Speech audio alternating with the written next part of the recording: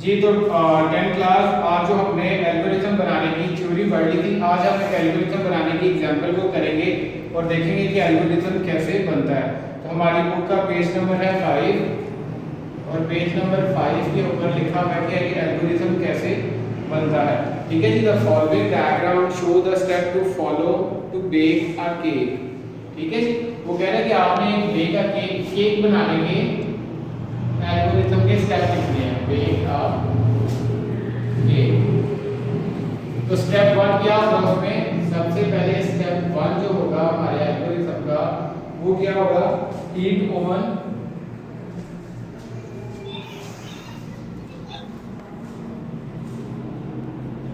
325 degree Fahrenheit के ऊपर आपने क्या करना है? आपने ओवन को ऑन कर लेना है। उसके बाद स्टेप नंबर 2 आपने क्या करना है? Gather the ingredient.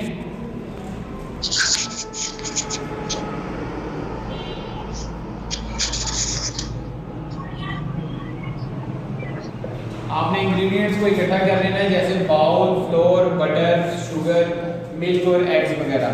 ये सारी चीजें आपने इकट्ठी कर लेनी है जो केक बनाने के लिए काम आती है। केक में जितने इंग्रेडिएंट्स इस्तेमाल होते हैं उन सबको इकट्ठा कर लेना है।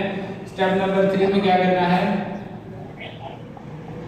स्टेप नंबर 3 में आपने करना है mix ingredients. Mix ingredients in bowl. आपने जो सारे केक बनाने के इंग्रेडिएंट्स हैं आपने क्या करना है? आपने उन्हें बाउल में डाल लेना है। और जिस तरह केक के लिए जितना फ्लेवर या जो चीज़ चाहिए होती है वो सारा कुछ इसी स्टेप में होता है। ठीक है। केक बनाने से पहले जो आपने मैदा वगैरह लेना, फ्लोर लेना और सारी की तैयारी इसी स्टेप के अंदर मिक्सिंग वगैरह हो जाता है। स्टेप नंबर 4 क्या है?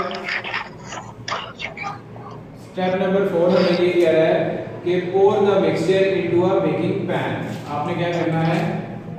आपने जो मिक्सचर बना लिया है स्टेप नंबर 3 के अंदर, आपने उसे क्या करना है? आपने उसे बेकिंग पैन के अंदर डाल देना है।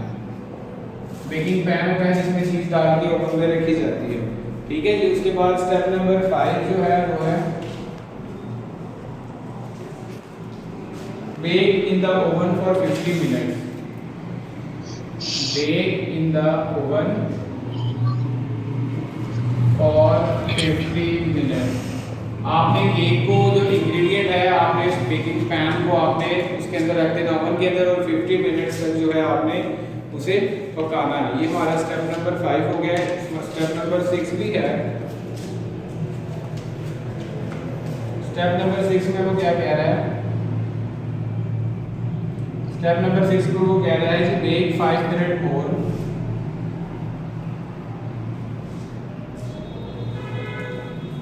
और यहाँ पे उसने लिखने से पहले ना छोटा सा ऊपर लिखा हुआ है रिपीट। रिपीट का मतलब है कि दोबारा पकाओ, लेकिन कितना पकाना है जिसे उसने कंडीशन दे दी है बेक 5 मिनट और, सिर्फ 5 मिनट और तक पकाना। ठीक है। उसके बाद है स्टेप नंबर 7। स्टेप नंबर 7 में वो क्या कह रहा है हमें? Cool on a rack before cutting. Cool on a rack before cutting।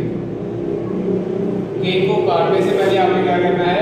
आपने इसको ठंडा कर लेना। तो ये सारे 7 स्टेप है जिसमें उसने बताया है कि केक कैसे बनता है। इसे हम कहते हैं कि एल्गोरिथम है। स्टेप बाय स्टेप काम कौन कौन से होंगे ये हमें पता लग जाएगा किसकी मदद से? इन एल्गोरिथम स्टेप की मदद से। ठीक है। हम सबसे पहले क्या करेंगे? हीट ओवन करेंगे, गैदर इंग्रेडिएंट्स करेंगे, फिर उनको मिक्स करेंगे, उनको बेकिंग पैन में डालेंगे, ओवन में 50 मिनट पकाएंगे। उसके बाद रिपीट करके 5 मिनट मजीद पकाएंगे और जब तक ठंडा नहीं होगा तब तक उसे काटेंगे नहीं तो केक आपका खराब हो जाएगा। ये हमारे स्टेप्स थे जिसमें वो हमें बता रहा था। ठीक है। अब हम प्रॉब्लम नंबर 2 की तरफ चलते हैं।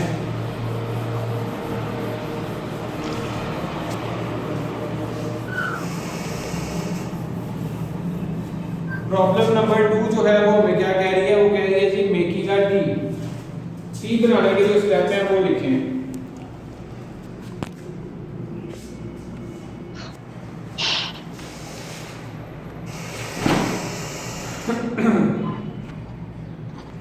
तो जो टी बनाने के स्टेप है ना वो हम कुछ इस तरह करके करेंगे कि उसके अंदर जो है ना हमें सारी चीज़ें जो है ना बारी बारी बारीकी के साथ समझ आ जाए। सबसे पहले आपने क्या करना है, आपने step from algorithm, step from algorithm कौन से स्टेप होंगे। सबसे पहले ये जो है ये इनिशियल अटेम्प्ट इसे कहते हैं, ठीक है जी। जो हम अभी लिखने लगे हैं उसको कहते हैं इनिशियल अटेम्प्ट।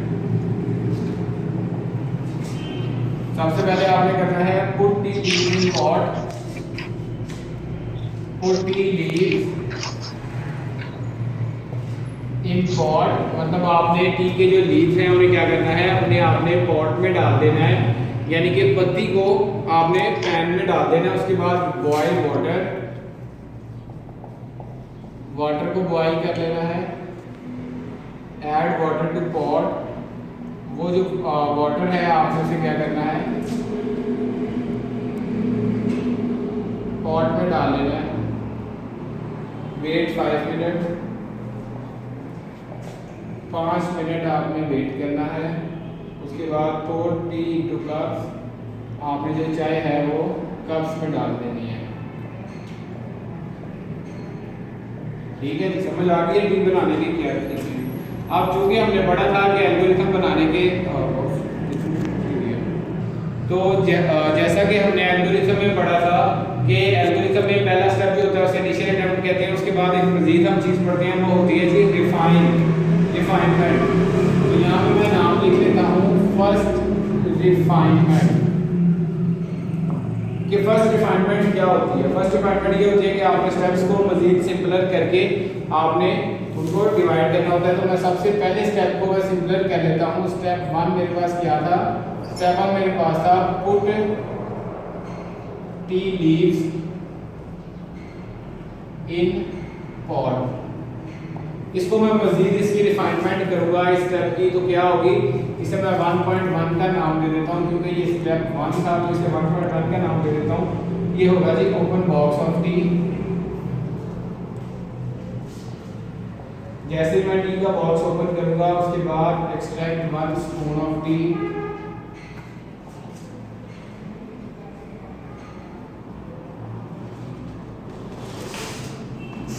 यानी कि 1 चम्मच टी को मैं क्या करूंगा उस बॉक्स से बाहर निकालूंगा। बाहर निकालने के बाद मैं क्या करूंगा, पुट स्पून इनटू पॉट, जिसमें पत्ती होगी वो चम्मच पॉट के अंदर डाल दूंगा। उसके बाद क्लोज बॉक्स ऑफ टी, चाय का डब्बा दोबारा बंद कर दूंगा। तो ये अगर आप देख रहे हैं इसको हम रिफाइनमेंट कहते हैं। मजीद सिंपल कि एक स्टेप था कि सिर्फ पुट टी लीव्स इन पॉट, अपने जो चाय के पत्ते हैं उन्हें किसमें, पत्ती को किसमें डालना था, चाय दानी में डालना था। तो उसको मजीद इन स्टेप्स में हमने डिवाइड कर दिया। अब क्या स्टेप है कि ओपन अ टी बॉक्स। आपने सबसे पहले जो है वो चाय का डब्बा ओपन करना है। उसके बाद एक्सट्रैक्ट 1 स्पून ऑफ टी, उसके अंदर से एक चाय का चम्मच निकालना है। पुट स्पून इनटू पॉट, आपने जो चम्मच है दोबारा पॉट में डाल देना है। और क्लोज बॉक्स ऑफ टी, और टी का डब्बा आपने बंद कर देना है। इसी तरह स्टेप नंबर 2 के अंदर अगर हम जाएं तो स्टेप नंबर 2 था हमारा बॉयल वाटर। तो बॉयल वाटर की रिफाइनमेंट क्या हो सकती है, ये हो सकती है 2.1। आपने क्या करना है, आपने फिल केटल विद वाटर, पानी के साथ भर लेनी है। उसके बाद स्विच ऑन केटल, केटल को चूल्हे के ऊपर रख देना है। उसके बाद क्या करना है, वेट अंटिल वाटर बॉइल्ड, जब तक पानी बॉयल नहीं हो जाता चूल्हे को ऑन रखना है। उसके बाद आपने क्या करना है, आपने स्विच ऑफ द केटल, आपने चूल्हे को नीचे से बंद कर देना, ठीक है। तो ये इसका हो गया, ठीक है। अब उसके बाद इसी तरह करते जाएं। और यहाँ पे मैं एक और कर लेता हूँ स्टेप नंबर 5 का। तो स्टेप नंबर 5 का क्या था, पोर टी इन कप्स, कि चाय को कप्स में डाल दो। इसे मजीद सिंपल करेंगे तो क्या बनेगा, इसका एक ही बन सकता है, वो ये है, ये पोर T in cups until it's filled, कि जब तक कप भर नहीं जाते तब तक आप उनमें चाय डालते हैं। तो ये मजीद सिंपल होता जा रहा है। इसके बाद की जो चीज़ आती है ना, ये हम अब याद रखना, ये हमने पढ़ा था इनिशियल अटेम्प्ट, इसे कहते हैं एल्गोरिथम बनाने की इनिशियल अटेम्प्ट, कि हमने इनिशियल में अटेम्प्ट की थी। उसके बाद आती है फर्स्ट रिफाइनमेंट। फर्स्ट रिफाइनमेंट में मैंने आपको बताया कि जितने भी इनिशियल के जो स्टेप्स होते हैं उन्हें मजीद सिंपल करते हैं। इसके बाद जो चीज़ आती है वो आती है सेकेंड अटेम्प्ट, यहाँ पे कहते हैं सेकेंड रिफाइनमेंट। ठीक है, सेकेंड रिफाइनमेंट के बाद जो चीज हमारे पास बचती है, ठीक है, उसे हम कहते हैं एल्गोरिथम। उस पूरे को इनिशियल से लेके एंड तक कंबाइन कर देते हैं, उसे कहते हैं, क्या कहते हैं उसे कहते हैं सेकेंड रिफाइनमेंट। उसे कहते हैं सेकेंड रिफाइनमेंट। तो सेकेंड रिफाइनमेंट हम कल पढ़ेंगे, आज हमने इनिशियल अटेम्प्ट पढ़ा है, उसके बाद जो है इसकी फर्स्ट रिफाइनमेंट पढ़ ली है। एक दफ़ा इसका क्लोजअप जो है वो आप देख लें ताकि आपको समझने में आसानी हो। आपने घर में इसकी प्रैक्टिस ज़रूर करनी है, कॉपी के ऊपर या बुक से एक दो दफ़ा इसे रीड करोगे तो ज़्यादा समझ आ जाएगी आसानी के साथ। अल्लाह हाफ़िज़।